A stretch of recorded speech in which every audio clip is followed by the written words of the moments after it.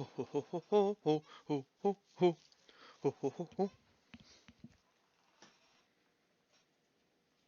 everyone, it's Sonic the Gamer here, and welcome back to Katawa Shoujo. Last time, Lily left, Hanako's alone. This happens every year according to Misha and Shizune, and I wish I could do more for her.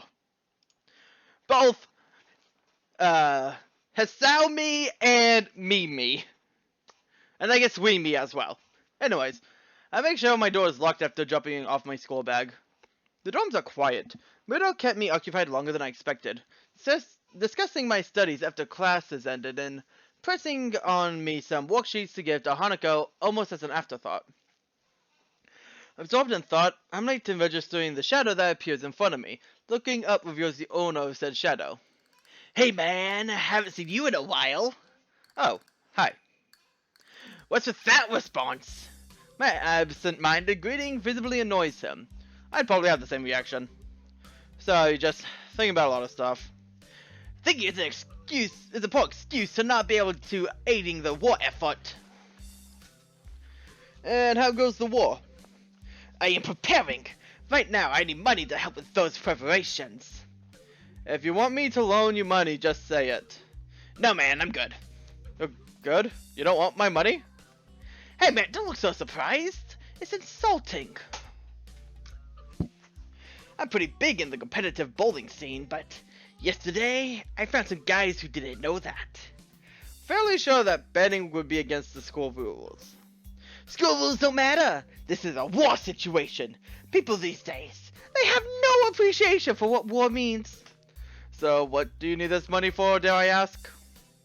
Non-perishable canned food, building materials, mostly corrugated iron and wood panels, first aid kit, camping heater, portable radio, sleeping bag, flashlight, mechanical clock. At first it strikes me as a rather odd assortment of objects and materials, but after a few seconds it clicks. Isn't that a list of materials for a fallout shelter? Ah, so you read a protected survival booklet. It's good to see someone so knowledgeable about how to protect themselves. You don't seriously think... It's a non-zero possibility. To be fair, technically everything's a non-zero possibility, buddy. No, I'm pretty sure there's a zero possibility of that ever happening. It's only dramatically raise an eyebrow. Well, as dramatically as one can raise an eyebrow. Chances, I don't know, 0.1 to the trillionth place. It's infinitesimal. Besides, where can you build a fallout shelter anyway? Certainly not a school campus. How? We have even greater odds than that, I'm sure, on a daily basis. It's my summer holiday project when I'm at home. My dad said I can do it. Really? Yeah. He'll thought improve my crafting skills and manual dexterity. Or something. No, Kenji, his dad probably just thought it might keep him out of his hair for a while. Still, it does make me wonder what his parents are like. Maybe they're totally normal and Kenji's just an aberration. On the other hand, maybe this kind of paranoid and fearful survivalism runs in the family. Hey, want to help me build it? You look like the type to be handy with tools. If I had your help, we could make a really badass bunker instead of just a fallout shelter. I doubt that. Playing soccer before my accident gave me good footwork, but I never really tried my hand at anything approaching real handiwork. I'm not really. I'm busy over the holidays anyway, I'm afraid. A shame. If the feminists ever get a hold of the launch codes, I fear that so few will be prepared. And your fallout shelter will protect you from a nuclear bomb explosion in the case that this does happen. A fallout shelter isn't meant to protect against a blast. That's what a blast shelter is for. I thought you knew better. My mistake. My home is pretty far away from any major military sites, so the fallout following a nuclear exchange is a bigger concern than the blast itself. What this will do is keep the dust and other particulates away from me, my food supply, and my sleeping area. It's got to last me at least 14 days though. 14 days is a pretty long time. It is.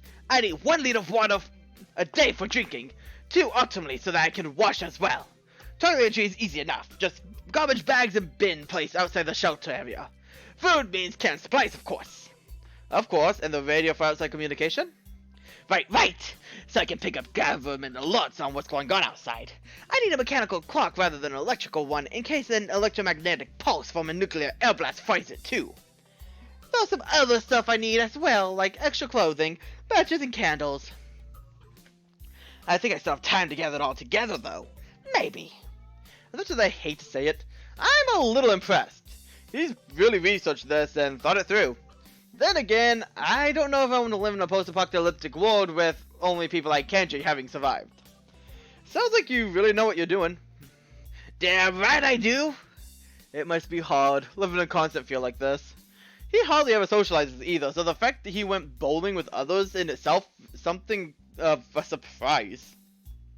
This mentality reminds me a little of a certain someone. Thankfully, her fears of others doesn't manifest in such a distinctly eccentric way.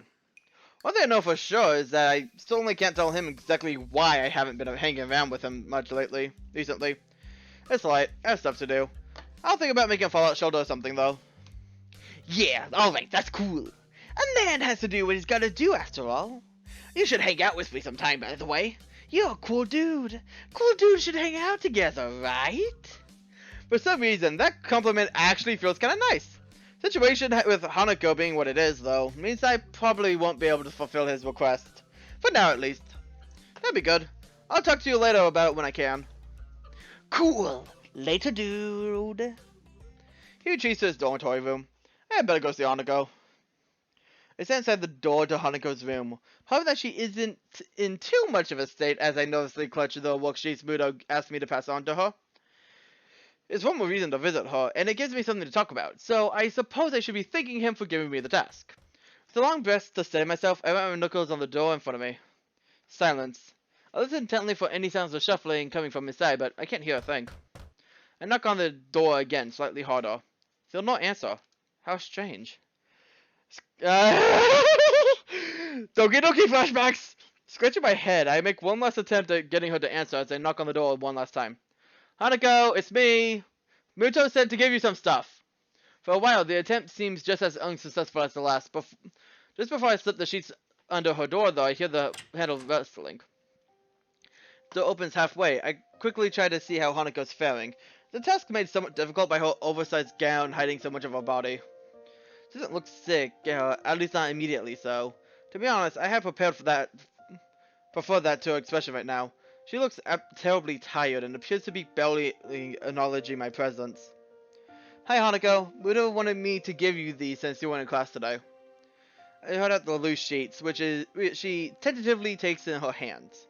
The way she moves is devoid of thought. Her posture is slumped in an unusual manner of someone that's so often tense and wound up. Even her eyes keep looking away from mine. Doing their best to avoid eye contact, I move my head a little to try and get a better look, but she just ends up turning away. Are you okay? If you're feeling sick or anything, I could get a nurse. She feels almost pitiful to put on such a routine get well soon act. I can't think of anything else I could possibly do for her though. She has to collect herself a little at the notion, but only a little. Her head remains turned away, but her eyes move towards mine. I'm fine. No silence follows. As it lingers, I notice that the sleeves and the cuffs of her gown barely slightly damp stains. Her cheeks are a bit red too. Has she been crying? I see. Hesitate a little before coming out with the words I really came here to say. Would you like me to stay? I don't have anything urgent to do at the moment, so it wouldn't be any trouble. I slide away from mine, and I lose any hope of an improvement of her mood. Wait for a response, but she doesn't say anything. Nor give any kind of gesture. She just stands there looking away from me. Hanako? She slowly shakes her head. Okay, good night then. That Hanako steps back and closes her door without a second word. More than a little worried, I retreat back to my room. Wandering up the hallway, I keep mumbling over what happened. Felt like Hanako was only half there. As if I was interacting with a robot that was just doing what it was programmed to without any real thought. She was a husk of a person. This is frustrating! I'd hoped that meeting Hanako would help the situation, but I feel like it's only made it harder to understand her. How am I supposed to try and help her when she's quite literally just me out like this? I don't even bother turning on the light. opting instead to simply change into my pajamas, quickly choke down my evening pills, and collapse onto my bed.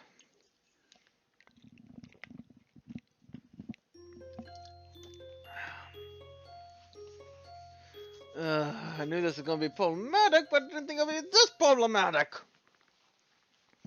Mama.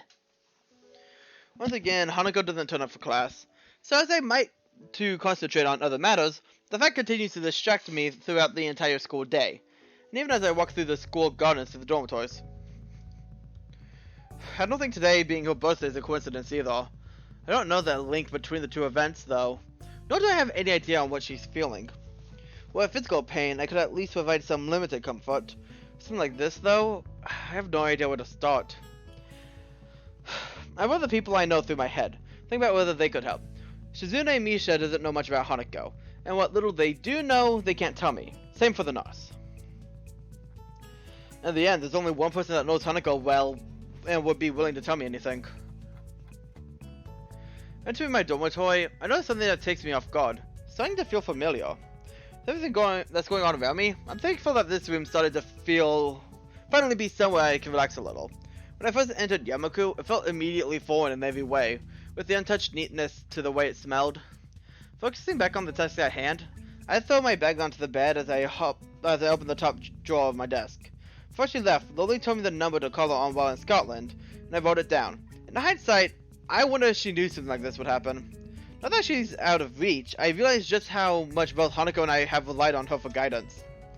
Digging around drawer after drawer looking for that damned piece of paper. Eventually, thankfully, I find it nestling under a borrowed library book. I probably should have turned that back later. I probably should have just entered it directly into my cell phone, come to think of it. Without further ado, I enter the numbers and anxiously press the call button. Eventually, the phone picks up a feminine voice I don't recognize on the other end. It's probably Lily's mother. Tao? English? Suddenly find myself unprepared. I realize I can't understand a word she says, either due to my limited vocabulary or her heavy accent. I should have anticipated this, since according to Lily, her mother is a native Scot. I soldier on and hope that she might know some Japanese, considering it's her daughter's native language. Is Hisao Nakai speaking? An enthusiastic sound of realization can be heard as she recognized the language. My feeling of relief is immense. Ah, you must be one of Lily's friends from school, correct? Even so, her accent means I have to concentrate to work out what she's saying. Yes, that's right. Pleased to speak to you, Miss Tao. It's so nice of her friends to find someone... So nice of her to find someone so polite. Lily, dear, it's for you. Well, that seems nice, if a little over-enthusiastic, given the mundane situation. There's a small silence as Lily takes her time getting the phone. In the distance, I can just make out her mother scolding her playfully for just getting up. Hello, Lily speaking. You sound awful. She makes a sound somewhat between a dying animal and a yawn. The one thing I did remember to check before calling was the time zone. It'd be pretty late in the morning over there, so she really has no excuse. Not feeling well? Just tired. What time is it there? Late afternoon. School finished for the day not long ago. Hanako's not well, is she? That was quick. My assumption that she must have known something like this could happen seems to have been on the mark. How did you know? Because today's her birthday. I'd hoped she might have gotten at least a little better after coming to know you, but...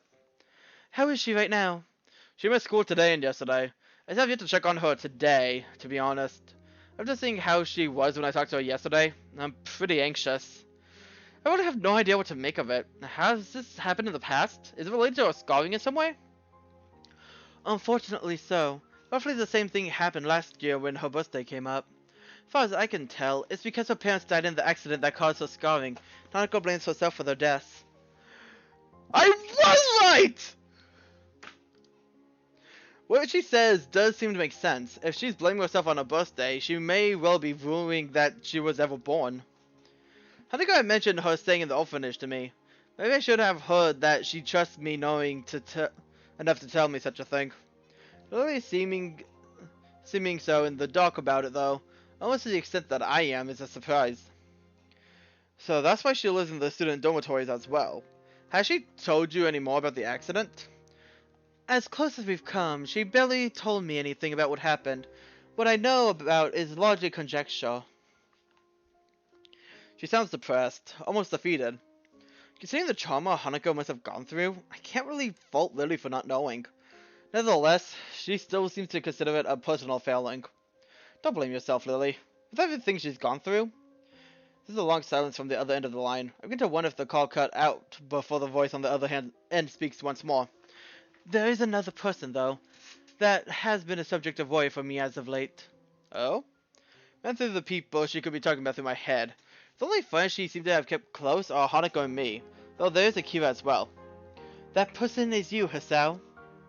There's another silence on the line, but this time it's caused by me. Making others worry about me is something I've very actively tried to avoid since coming to Yamaku.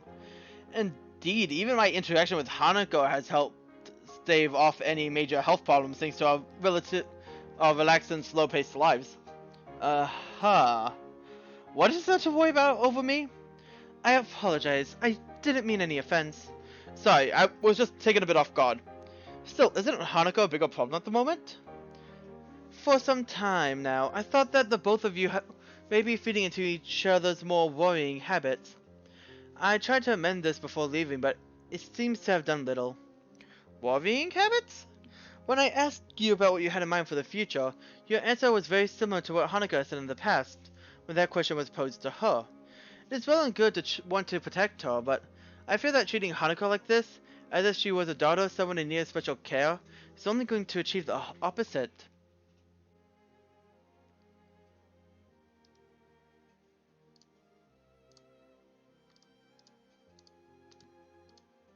The situation got effectively turned on its head. With everything that's happened, this is the first time I found myself doubting Lily's judgment.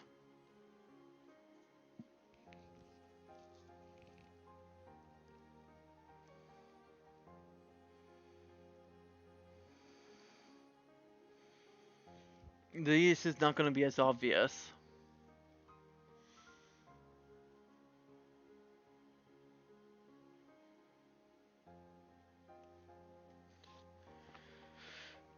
Hanako wants someone there to help protect her.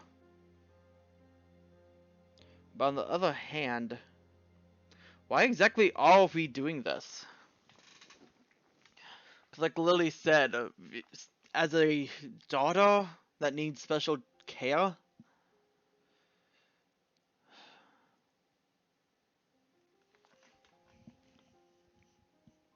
If I make a mistake, it's going to be here. I'm sure of it.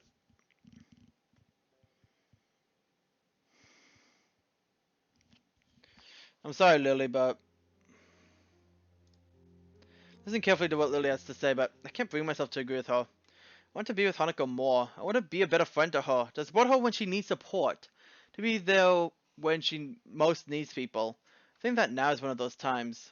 I feel like I might be doing something wrong, but I believe this might be the answer. The memory of the store owner we met in town together still puts me off. Anyone who takes even the slightest glance at Hanako ends up staring. To fault them for it would be completely hypocritical given my own reaction. I don't like my own scarring either, but at least I can cover it up with something as simple as a shot. Can't imagine a life where every day would be spent trying to hide myself as much as possible. On top of that, Hanako doesn't even have people around her that would support her, no matter what she looks like. I live away from my parents, but I can still contact and visit them when I wish. Mull over the best course of action in my head and find myself trying to verbally agree with Lily as softly and as ambivalently as I can. We make some small talk afterwards, but the both of us don't really have much stomach for it. Such the light of recent events. Say goodbye before I hang up.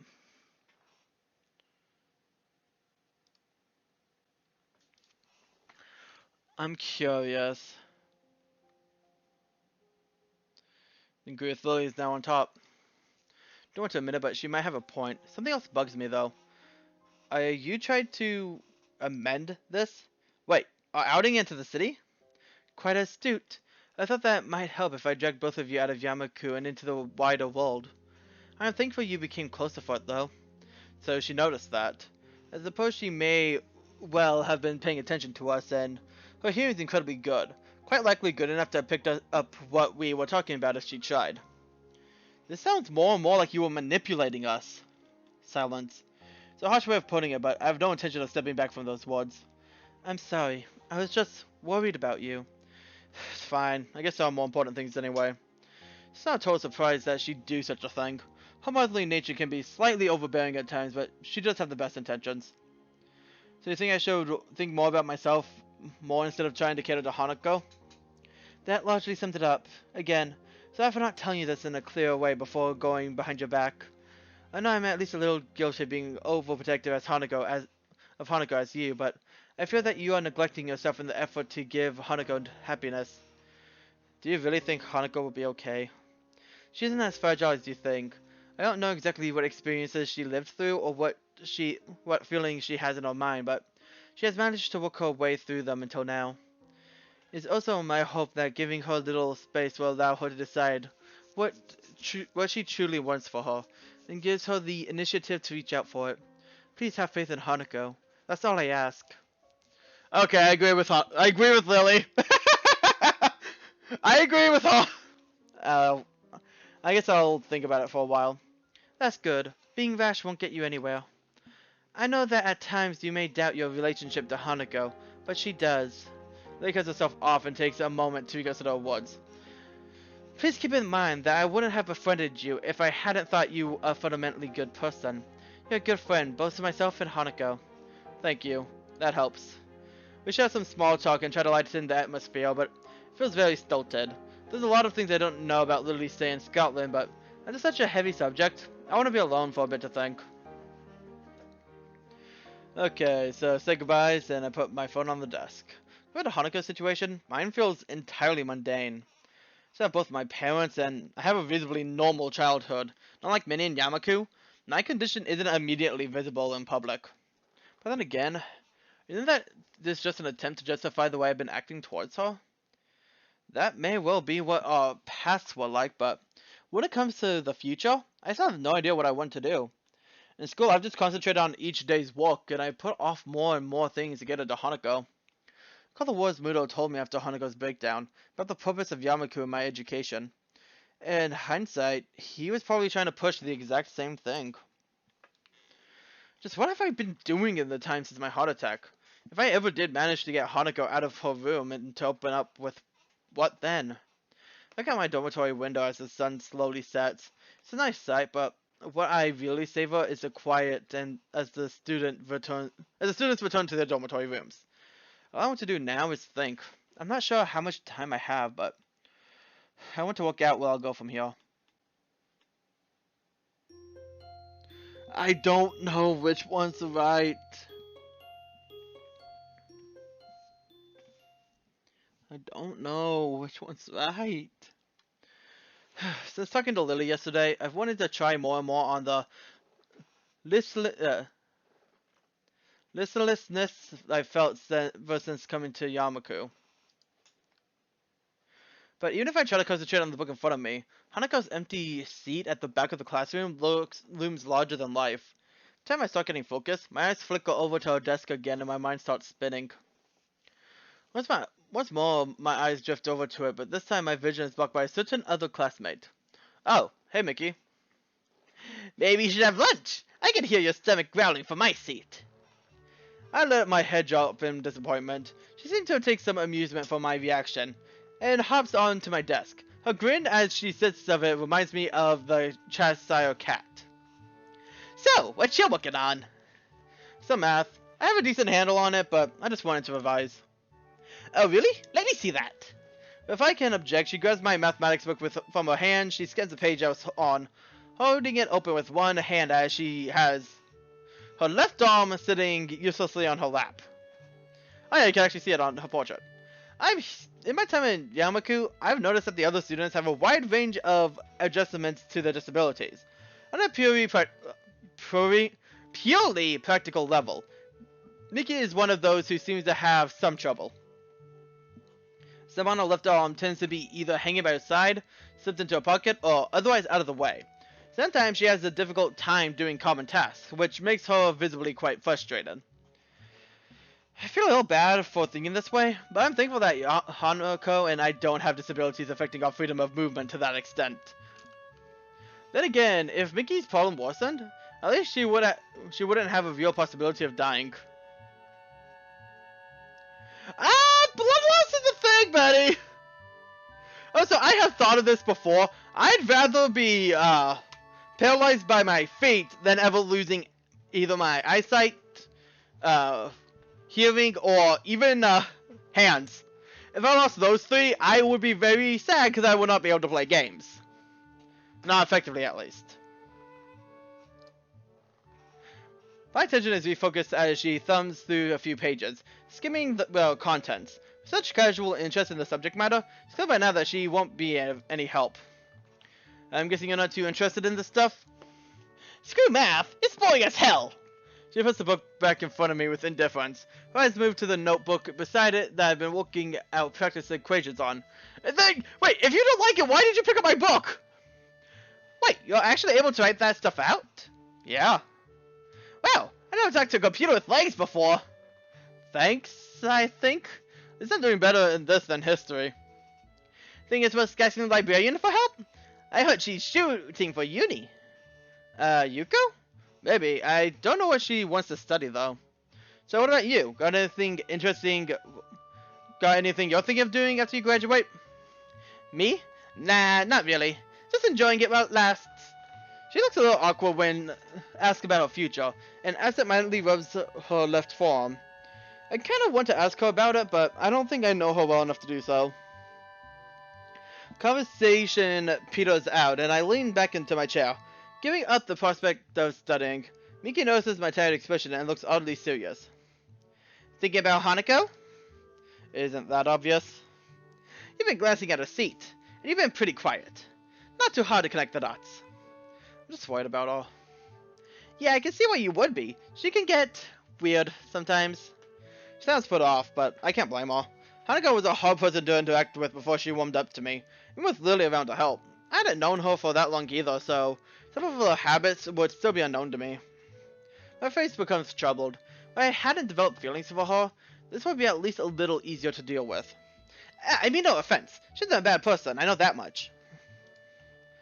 I know, I didn't take it that way. It's just harder to deal with when, you know, you have feelings for someone. Yeah, I can imagine that. It's hard to forget something like what happened to her during class, too. Wish she had remind me of that. She just confirmed that it was clearly noticeable by others in the room as well. Come on, don't get that down. She's done this before, you just gotta wait it out. She locks herself in her room and acts like an empty husk of a person for a sizable amount of time ever since she entered Yamaku, if not before then as well. I'm not supposed to be concerned about that? Well, I might think that, but there's nothing I can do.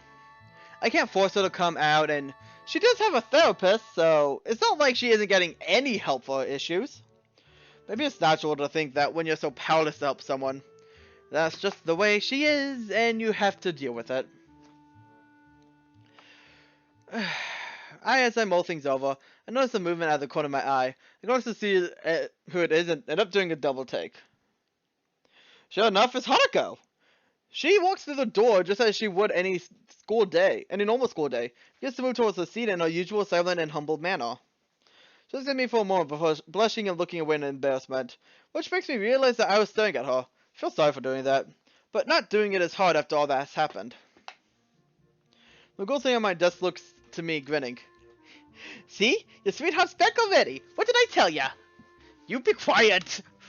It meant only as a joke, but she hits me close enough to make me quite uncomfortable. As we talk, someone calls Miki's name from the door. She jumps down from her vantage point on my desk before returning to me. Gotta go! Hey Sal, remember to eat something, will ya? Fine, I will. See you. She gets a casual salute before jogging over to the door, where a male student in the gym uniform is waiting for her. Probably someone from the check and field club. Now, Hanako's here! That's the important part! Seizing the opportunity, I get up and make my way to Hanako's desk. Hello? Hey Hanako, what's up? Nothing. Maybe talking to her this soon after she came back to class was a bad move. Want to come with me and grab something from the cafeteria? I'm pretty hungry. But I thought you were studying. Studying can wait. Turning up for class after all this time must have taken some courage for Hanako. So, the least I can do is stay with her. That's just the way she is, and you just have to deal with it, is the way Miki and probably the rest of the whole class views Hanako.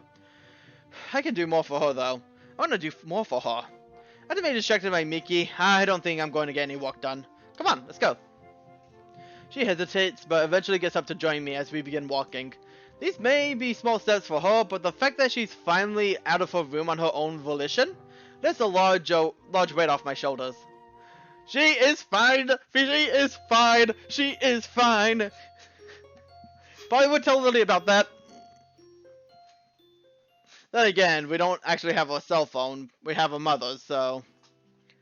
My pen busily scrawling on the top-filling page of my notebook. My other hand remains on the page of a reference book I bought from the library, marking my spot as my eyes flicker to and fro. As I walk, I occasionally mark red circles or underlines on the photocopy sheets of paper that lie on the table in front of me. Wanting a change of scenery from the library and avoid distractions of the classroom, I decided to make use of the Shanghai for some quiet study time. It ended up being nice and quiet as expected. Being able to get coffee while I study is a nice bonus. Hanako may have returned to her normal self since she came out of her room, but I've done quite the opposite. Daily routine may have returned to us, but I feel as if I'm a different person. Maybe I'm not. It's only been a few days after all. Since I decided I wanted to try and get out of the rut I found myself in after my accident, but I want to change, and I'm now actively working towards that goal. Or at least, I like to think that I am. This is impossible. Brute forcing this isn't going to work. What's more, I have another piece of writing I have to do after this. I feel that's going to be no easier. I look a bit mild surprised to the source of the tentative voice. Yuko stands at the head of the table with a damp towel in hand, clearly having taken the opportunity to clean the tables with no other patrons around. She's looking curious as her eyes are as much as the look on as me. What's the matter? I was just wondering, what sort of work are you having so much trouble with? Oh, it's just history. I'm fine with science and math, so I'm trying to get my other subjects up to par. Yuka looks positively delighted at this development. I feel like I just chose the right answer on some big quiz show. Oh, I think I can help you with that. If you don't mind, of course.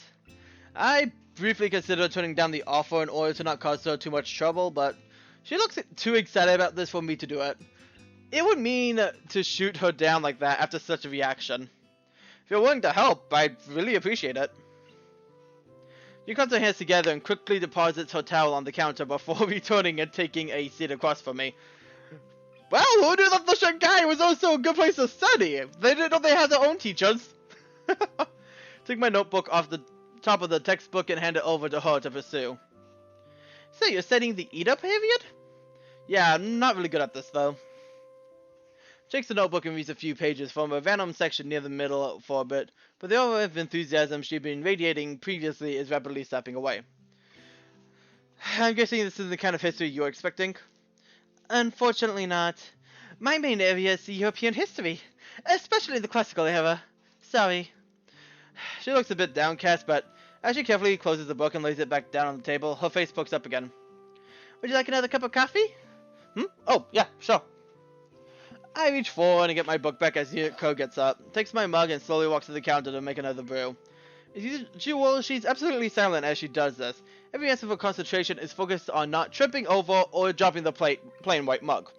Take the opportunity to lay back and relax for a bit, the hum of the coffee machine filling the otherwise quiet air. It's small details like that which make me realize how much I've come to appreciate the little things in life. The peace and quiet of the local town, the discipline and order of Yamaku, the green of the trees that were so rare in my home city, the relaxed pace at which the aging residents live their lives, everything feels so certain. That's comforting. I can feel myself beginning to nod off. With the sound of the mug coming to rest on the table grabs my attention. Oh. Now I'm beginning to nod off. Grabs my attention. Seems like it arrived not a moment too soon. Yuko takes the previous seat once again as I pick myself up and bring my hand around the mug to check its temperature. It's just a little too hot to drink right away, so I blow on it a little. It's a shame that you don't like history all that much. I sort of guessed you might be more into science. How so? You're nearly read out every science fiction section in the library already. It wasn't hard to notice. You do have a good point. Well, what can I say? You pegged me just about right. You sound like you really take an interest in history, though, especially considering how specific you were about it. Do you study in that area or something? Go on digs overseas? She goes nervously at the thought. I'd like to visit the Mediterranean sometime, and the old architecture and art for myself, but I don't think I could trust myself to handle such delicate things. I'm saving up to formally study in this university, though, although I also read up on whenever I have free time outside of work. So Miki was right about her university aspirations. Considering how she fares as a waitress, a more theoretical path may suit Yuko better. It's nice to hear that she has some ambitions, though, considering how hard she works. I nod and take a careful sip of my coffee. By now it's cold to the right temperature, so I begin to drink while keeping an eye on the book below, trying to read at the same time. A few minutes pass quietly, Yuko looking out the window and watching the world go by while I have a coffee and study. A movement catches my eye and I look up to see Yuko smiling and waving to someone outside. Following her gaze, surprisingly reveals that someone to be Hanako. She's looking at us from the side of the street across from where we are. Her usually all too visible timidity is largely absent, probably thanks to there being so few people around right now. Evidently, she decides to join us after a little wave. She gives a quick glance up and down the street and crosses towards the side that the cafe's on. The familiar doorbell to the Shanghai rings out as Hanako enters and makes her way to the table we're sitting at. Hello. Good afternoon. Hey Hanako, what's up? Nothing, just going for a walk, since the weather is nice. Yeah, I get what you mean. I'm glad I decided to study here instead of the library. It's comfortable in here thanks to that. Better than the sometimes quite stuffy library. I looked at Yuko, who nods in response. It's nice. It's just a shame that summer can't last forever. La-di-da-di-dee, la-di-da-di-do, seasons come and go like the wind and snow. La-di-da-di-dee, la-di-da-di-do, then an endless summer. I disagree! Oh, wait, sorry, would you like something to drink? Hanako shakes her head. Thankfully it's enough to calm Yuko back down. How are you going with studying? Okay. Ish. Oh yeah, have you talked with Lily? I'm interested too. How is she doing? She's enjoying it, I think. I think that's all we're going to get out of her. Meanwhile, Yuko is tensing her up. It would be so nice to travel to Scotland. Scotland! Green fields, castles, lovely small towns, men in kilts, interesting history. I can't say I see the appeal of men in kilts myself. It does seem like a picturesque place, though. As the talk, the jingle of the doorbells again. Hanako startled, noticing Yuko's panic expression as the prospect that she might leave customers to wait a handful of seconds due to her chat with us. Yuko gives a quick bow, then hastily skitters over and greets the new customers, an elderly man and his wife. I watch her for a bit, craning my head around to get a good view. Hanako staring at me with one visible eye. Ah, frick. Yeah, I'm done. I'm gonna be done after this episode. She averts her head in embarrassment as I turn to make eye contact. I'm just thinking that it's nice to have ambitions for the future. Yuko was telling me a little about her university aspirations before. Oh? It's a shame. If she wasn't so neurotic and overworked, I think she could be a really happy person. As much as I'd like to play host to Hanako and entertain her a bit, I do need to study as well. To be honest, I don't think the distraction from Yuko helped either. Sorry if I'm a bit distracted. I need to try and get this done.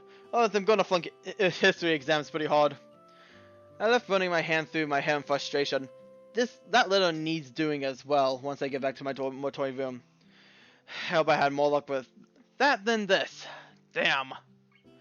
What with? Oh, I was going to write to Iwanako. Right now, though, this is more important. All I've done is rattle myself. I can't focus on the work in front of me when my stomach is slowly turning at the prospect of actually attempting to write her back. After all this time. Force myself to concentrate on the book, picking up my pen once I have a quick sip of coffee. A few seconds, Hanako stops silently watching me, leans back in her seat, relaxing as much as she seems to be able to, looking over the window to pass the time. We sat like this for a long time before leaving for the dormitories together. Surprised that she had the patience to wait me out.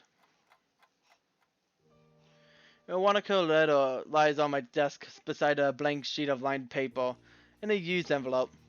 The taping of my pen is the only thing to be heard at this late at night. As I feared, my second task of the day turned out to be just as difficult as the first, if not harder. It's been a few months since we even seen each other. Even so, I can still remember what she looked like, what she sounded like, and what she acted like. But now, though, the little details are beginning to slip away. Even when I first saw her letter, I barely recognized her handwriting at all. Even the pink pen she always used was forgotten until her writing reminded me of it. I wonder why she didn't use it for the letter. She used to write everything with it. Maybe she thinks it's too immature now. Should be thinking about myself, about what I want to communicate to her. My mind can't stop concentrating on her though.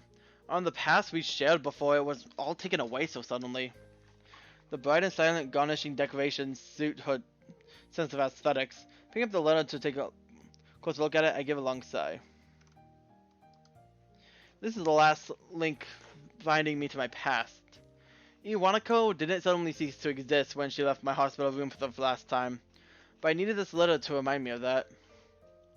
I had all those feelings neatly filed away, and it felt like as if I didn't need them. That I could just begin life completely anew. It was easier that way. In the end, I suppose that was a rather naive thing to think.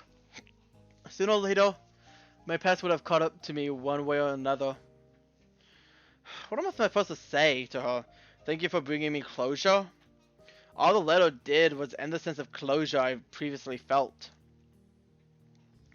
Try as I might, I can't write so much as a single word down on the paper in front of me. I can't even think of what exactly I want to say. Putting the letter down on top of the blank sheet, I gather the materials together and file them away in my drawer. The clunk of the desk makes as it closes makes me momentarily tense in frustration. If I get up to go grab a drink from the vending machine on the first floor. Try, but I couldn't do it. After all the time that's passed, I still don't know how to deal with Hanako.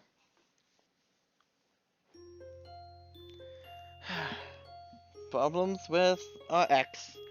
Even though technically we never dated because... Hot problems! That's all for this time. This is Recycle the Drug Gamer. I hope you enjoyed this series so far, and I hope to see all you guys again next time. See you guys then. Oh wow, 42 minutes.